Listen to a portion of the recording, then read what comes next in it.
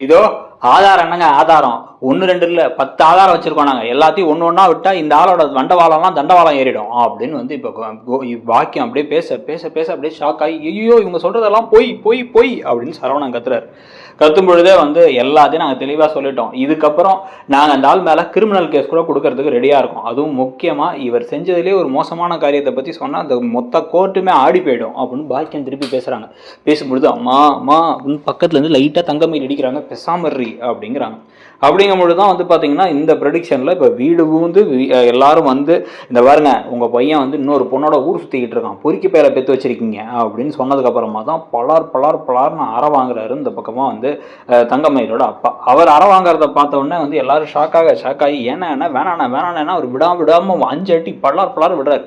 அப்போதான் டக்குன்னு தங்கமயில் உள்ளார வந்து நான் எத்தனை தடவை சொன்னேன் இந்த வீட்டுக்கு வர வேணாம், இவங்ககிட்டலாம் பேச வேணாம் அப்படின்ட்டு, எனக்கு நான் போதுமான அளவுக்கு அவமானப்பட்டுட்டேன், என் வாழ்க்கையை நான் பார்த்துக்கிறேன் அப்படின்னு சொல்லிட்டு கோவமாக கிளம்பி போயிடுறாங்க.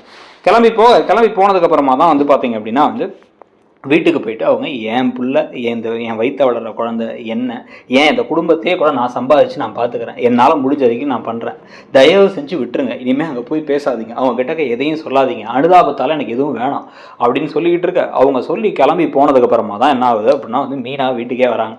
மீனா வீட்டுக்கு வந்து இப்போ தான் எல்லாத்தையும் கேள்விப்பட்டேன், சரவண மாமா வந்து அடிச்சிட்டாருன்னு எல்லாத்தையும் சொன்னாங்க.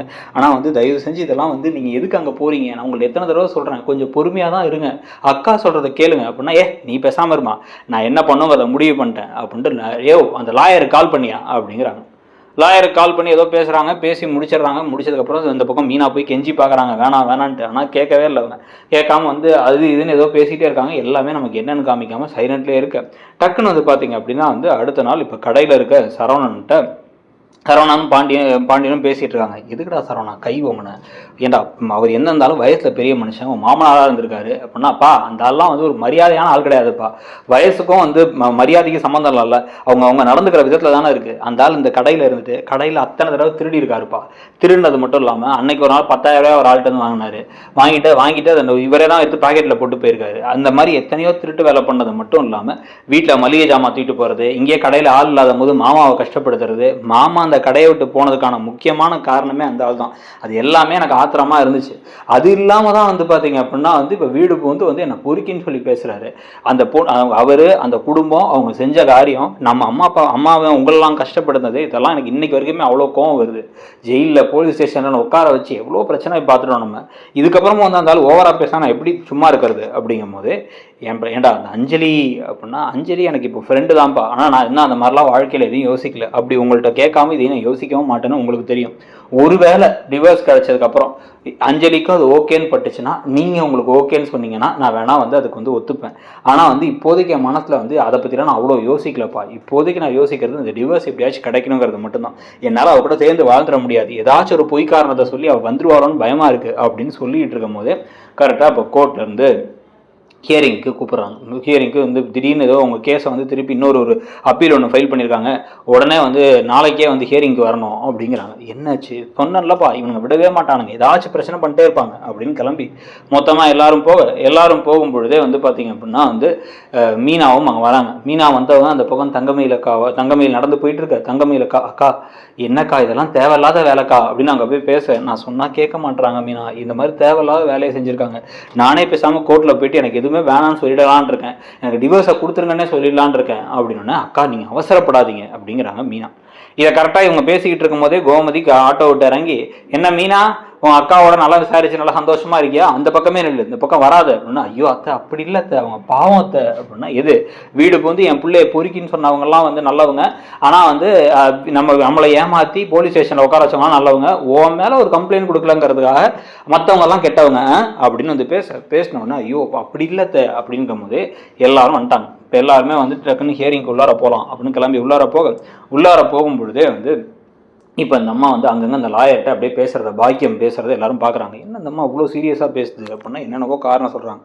உடனே நாங்கள் இந்த அப்பீல் வந்து இப்போ அவங்க போட்டதுக்கான காரணமே இப்போ இன்னும் சில பல ஆதாரங்கள்லாம் கிடச்சிருக்கு. இதில் வந்து இவங்க மகளை நீங்கள் வீட்டை விட்டு அனுப்பிவிட்டது தற்செயலாக நடந்த விஷயம் கிடையாது, இது வந்து ஒரு பிளான்டாக ஒரு காரணத்தோடு தான் எல்லாமே நடந்திருக்கு அப்படின்னு சந்தேகிக்கிறாங்க. அதுக்கான ஆதாரங்களும் அவங்கள்ட்ட எல்லாமே தெளிவாக கிடச்சிருக்கு அப்படிங்கிற மாதிரி வந்து பேச ஆரம்பித்தோன்னே என்னடான்னு ஒன்றுமே புரியாமல் இவங்க பார்த்துக்கிட்டு இருக்காங்க.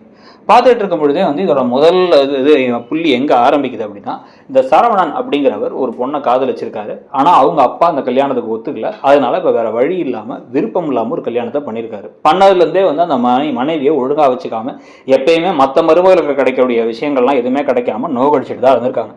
இவங்க சைடில் சின்ன சின்ன தவறுகள்லாம் ஏதோ பொய்யெல்லாம் சொல்லியிருக்காங்க. ஆனால் இவர் நல்லது ஆரம்பத்தில் இருந்தே மோசமாக தான் நடந்திருக்காரு. அந்த பொண்ணை உதாசீனப்படுத்துறது, மனதளவில் மன உளைச்சலை ஏற்படுத்துறது அப்படிங்கிற விஷயங்கள்லாம் பண்ணிட்டு அவங்கள எந்த அளவுக்கு தள்ளி வச்சிருந்தாலும் இன்னொரு விஷயம் என்ன பண்ணியிருக்காரு அப்படின்னா, அப்பையும் வந்து தாம்பத்திய உறவுலாம் வந்து எந்த ஒரு குறையும் இல்லாமல் இப்போ கடைசியாக என்ன ஆயிடுச்சு அப்படின்னு வந்து பார்த்தீங்கன்னா, அந்த பொண்ணு இப்போ ப்ரெக்னெண்ட்டாக இருக்காங்க. அவங்க ப்ரெக்னெண்ட்டாக இருக்காங்கிறது தெரிஞ்சு தான் வீட்டை விட்டு அனுப்பிவிட்டு இது நடந்தால் நமக்கு வந்து இது பெரிய பிரச்சனையாயிடும், நம்ம வந்து நம்ம நினச்ச பொண்ணை கல்யாணம் பண்ணிக்க முடியாது அப்படின்னு பிளான் பண்ணியிருக்காரு. அவருடைய திட்டமே என்னவா இருந்திருக்குன்னா, கொஞ்ச நாள் இந்த பொண்ணோட இருந்துட்டு இந்த பொண்ணை வந்து பிடிக்கல அப்படின்னு சொல்லிட்டு வந்து நம்ம வந்து இவருக்கு உண்மையெல்லாம் முன்னாடியே தெரிஞ்சு ஏன் சொல்லாமல் இருந்தாருன்னா, சரியான நேரம் பார்த்து டிவோர்ஸ் கொடுத்ததுக்கு அப்புறமா இவர் மனசில் ஆசைப்பட்ட பொண்ணை வந்து இவர் கல்யாணம் பண்ணிக்கலாங்கிறதா எண்ணம். அப்படிங்கும்போது அப்பாட்டமான போய் இப்படிலாம் நடக்கவே இல்லை அப்படின்னு இந்த பக்கம் சரவணன் பேசும்பொழுதே எல்லாத்துக்கும் எனக்கு ஆதாரம் இருக்குது. முதல்ல தங்கமயில் இப்போ கர்ப்பமாக இருக்காங்க அப்படிங்கிறத உறுதிப்படுத்துறதுக்கான ஆதாரம் அப்படின்னு ஒன்று கொடுக்குறாங்க.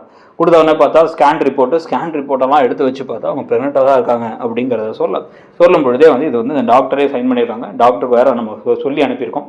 அவங்களுமே விட்னஸ் ஸ்டாண்டுக்கு வரதுக்கு ரெடியாக இருக்காங்க. அவங்களுமே வந்து சாட்சி சொல்லுவாங்க. அப்படிங்கும்போது ஒரு திருதிருன்னு முழிக்கிறார், ஷாக் ஆகி. ரெண்டாவது ஆதாரம், இவர் பழகிட்டு இருந்த பொண்ணோட பேர் அஞ்சலி. இவங்களுக்கு விவாகரத்து கிடச்சி இவங்க வந்து இங்கே வந்திருக்காங்க. அவங்களுக்கு விவாகரத்து எப்போ கிடச்சிருக்குன்னா, இவங்களுக்கு கல்யாணம் ஆகி கிட்டத்தட்ட வந்து ஒரு மாதத்துலேயே கிடச்சிருச்சு தங்கமயிலுக்கும் சரவணனுக்கும். அப்போவே அவங்க இவங்கள்ட்ட பேசியிருக்கணும். பேசி சொன்னதுனால தான் இந்த டிவோர்ஸ் கிடச்சோன்னே நம்ம ஒன்று சேர்ந்துடலான் இருக்கார் இவர். கோயிலில் வச்சு இவங்க 2 பேரும் சந்திச்சு இவங்க 2 பேரும் பேசினதுக்கான ஆதாரம் அப்படின்னு அந்த ஃபோட்டோவெல்லாம் வேறு சப்மிட் பண்ணுறாங்க. இதான் அவருடைய முன்னாள் காதலி. இதுக்கு வந்து நம்ம வந்து இவரே கேட்டால் இவரே உண்மையை ஒத்துப்பாரு, அவங்க முன்னாள் காதலி தான்ட்டு. இந்த குடும்பத்தில் யாரை கேட்டாலும் அவங்க உண்மையை ஒத்துப்பாங்க. இந்த கல்யாணம் வேணான்னு சொல்லிட்டு அந்த மிஸ்டர் பாண்டியன், கோமதி எல்லாரும் சொன்னது எல்லாமே தெரியதான் போகுது. மூணாவது விஷயம், இதெல்லாம் தெரிஞ்சதுனால தான் இந்த ஒய்ஃபை கொடுமைப்படுத்துகிற மாதிரி கொடுமைப்படுத்தி இவங்களே விட்டு விலகி போயிடுவாங்கன்னு நினச்சிருக்காரு. ஆனால் இப்போ கர்ப்பம் இருக்குங்கிறதுனால அதை கலைக்கிறதுக்காக இந்த குடும்பத்துக்கு ஒரு மன உளைச்சலை ஏற்படுத்துகிற மாதிரி விஷயங்கள், அவங்க மேலே வந்து வேணும்னே வந்து மிரட்டுறது, அதே மாதிரி வந்து அவங்க அப்பாவை போட்டு அடிக்கிறது, தள்ளி விடுறதுங்கிற விஷயங்கள்லாம் பண்ணியிருக்காங்க. இந்த வீட்டை விட்டு வெளில அனுப்பின போது இருந்த அந்த வீடியோலேயே பார்த்தீங்கன்னா அந்த பொண்ணை போட்டு தள்ளுவாங்க, எல்லாம் தள்ளி பேகெல்லாம் தூக்கி போடுவாங்க. அதெல்லாம் எதுக்காக அப்படின்னா, எப்படியாச்சும் இந்த கர்ப்பம் கலைஞ்சிடக்கூடாது அப்படின்னு சொல்லிட்டு இந்த குடும்பமே ஏங்கிக்கிட்டு இருக்கு. ஏன்னா அந்த கர்ப்பத்தை வச்சு தான் அவங்க ஒன்று சேர்ந்துருவாங்கன்ட்டு. இந்த பொண்ணு விஷயத்தை சொல்லும் பொழுதும் அந்த கர்ப்பத்துக்கு நான் காரணம் இல்லையே, யார் காரணமோ அப்படிங்கிற மாதிரிலாம் ஒரு மோசமான வார்த்தைகள்லாம் பேசியிருக்காரு.